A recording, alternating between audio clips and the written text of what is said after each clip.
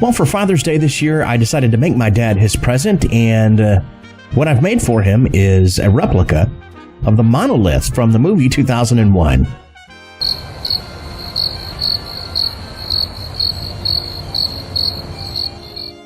Okay, you guys have already seen the title to the video. You know that this is actually a chisel rack, not a monolith from the movie 2001. So here's the reveal.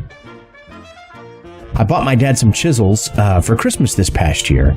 Got him some chisels, digital caliper, and a couple of other things for his shop. I think maybe some clamps. I don't remember what the other gifts were, but the number one thing was chisels. He desperately needed some good, sharp wood chisels because his old chisels are weathered, is really the best word I can use to describe them. So as soon as I gave him the new set of chisels, I made him take a vow that he would use those for nothing other than their intended purpose, which would be to chisel wood. But this is a pretty simple build. Actually, this is a scrap bin challenge, kind of.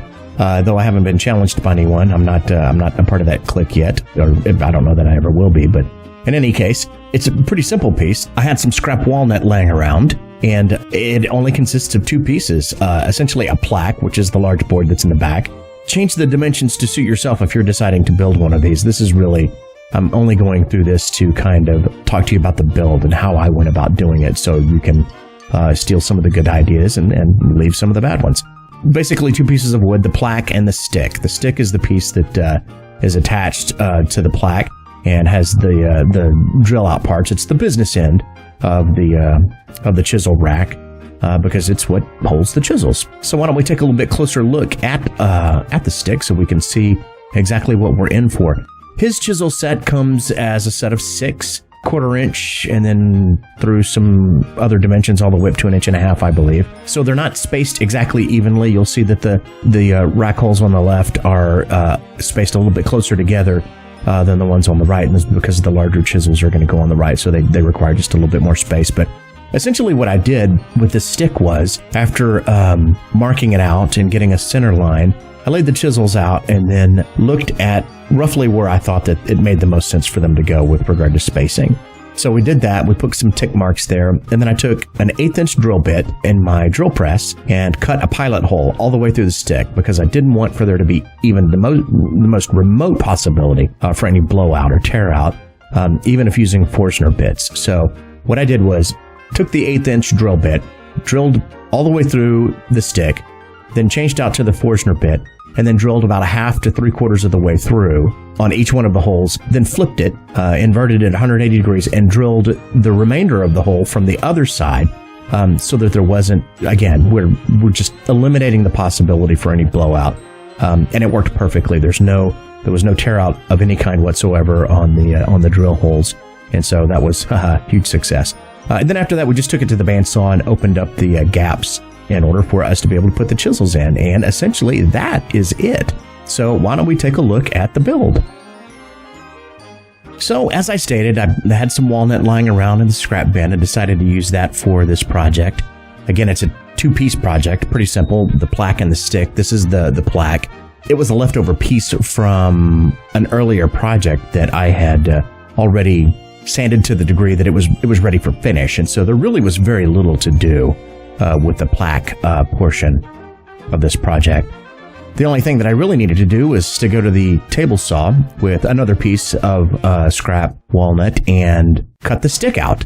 We got that taken care of, and we brought the stick over to the plaque and started to look at some rough placements, look to see where would be the best place for this to sit, for the chisels to be centered on the plaque, even though the stick isn't centered on the plaque. So as we said, we after we got our placement and got our tick marks and everything laid out, we went over to the drill press, drilled out the holes on the stick, and then we went to the bandsaw to cut out the gaps so that we could actually insert the chisels into the rack. So that's us there at the bandsaw cutting out those gaps. And then a test fit, and all of the chisels fit nicely. I still have the chisel covers on because, I'm holding this over my workbench, but still have my chisel tip covers on because just in case something fell out, I didn't want to ruin a chisel tip. So after we got the fit, we were pretty happy with that. Got out my 60 grit sanding stick and sanded where the gaps were cut out because those edges were kind of sharp and not very nice to the finger if you're reaching in there and you happen to catch that. Not as bad as if you catch a chisel the wrong way, but still. So we used the 60 grit paper to kind of soften that up a bit. After that, we went over to the disc sander to kind of round the edges of the stick so that would be a little bit more pleasant to the hand. After which we turned our attention to the plaque, the back of the plaque, actually. I put a couple of keyholes in the back of the plaque so that it would be very easy to hang, and with 2 of them, it will make the plaque more stable. Certainly more stable than if there were just 1 keyhole. As I was drilling the keyholes out, I made absolutely certain that they were exactly 4 inches apart on center, so that putting the screws in the wall would be really a piece of cake. So after we got all of that complete, it was time actually to glue the stick to the plaque. I got a couple of pieces of 2-inch PVC pipe to make it a little bit easier to do this glue up, so that I could lay the plaque across that and then be able to use both hands in order to get the clamping on there. And wasn't really happy with just 4 clamps on the piece, and so I took my number 7 jointer plane and laid it across the middle. I don't know how big of a difference that made, because at the end of the day, I knew that after the glue had kind of set up and dried, that I was going to flip the piece over and drill out a couple of pilot holes in which would be inserted some screws. We're going to put some rust-resistant, really deck screws. These screws were 1 5/8 inches long, so I was very careful to measure for thickness to make sure that it wasn't going to plow through to the other side of the stick. That would be tragic this late in the project. But and I wanted to use rust-proof screws because my dad lives on the Texas Gulf Coast. It is incredibly humid down here, and he has an air conditioner in his shop, but he never uses it. He loves it hot, and so as a result of that, his shop is humid all the time, and so making sure that we have good high quality screws and not something as cheap as like drywall screws was kind of important. So after the pilot holes were drilled, we got out the impact wrench and we got those screws in there. And after the screws go in, essentially that's what the project looks like. That's really the final look. So after we complete the glue up and really fasten down the stick with some screws, time to put on some mineral oil and beeswax. I really, really like how the mineral oil and beeswax brings out the grain of that walnut. It's really quite phenomenal. It can make the most mediocre of projects look like a masterpiece, because the wood is just absolutely lovely. And here's the final product modeled with some chisels. And a couple of the tools that we used, or actually that one tool that was used on this project, which is the Stanley plane.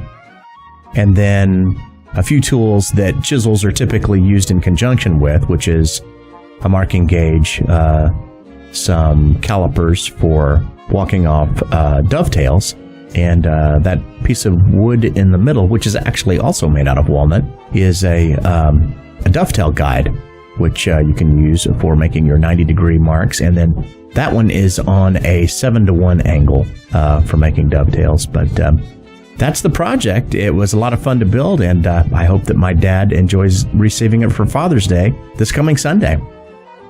To all the dads out there, happy Father's Day. I hope you have a great Sunday.